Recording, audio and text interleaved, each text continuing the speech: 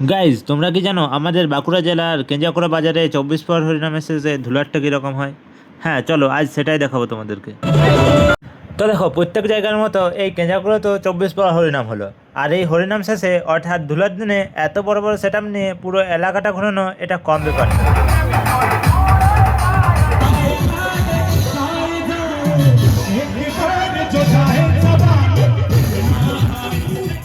শুধুমাত্র এই দুটো সেটআপই নয়, তার সাথে ছিল অঘরী নৃত্য, যেটা আমি এই প্রথমবার দেখলাম।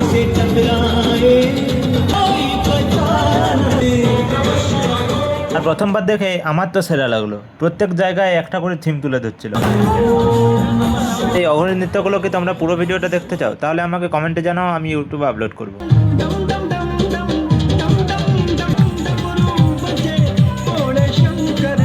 দেখো, এখানে সবার প্রথমে ছিল ছেলেদের সেটআপটা, যেখানে শুধুমাত্র ছেলেরা নাচ করছিল। আর তারপর ছিল এই সেটআপটা, যেখানে শুধুমাত্র মেয়েরাই নাচ করছিল। আর সবশেষে ছিল অঘরী নৃত্য।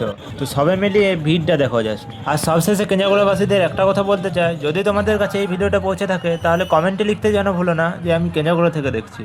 আর এই ভিডিওটা সবার কাছে পৌঁছে দেওয়ার দায়িত্ব কিন্তু তোমাদের। তো আজকের ভিডিওটা এখানেই শেষ করলাম।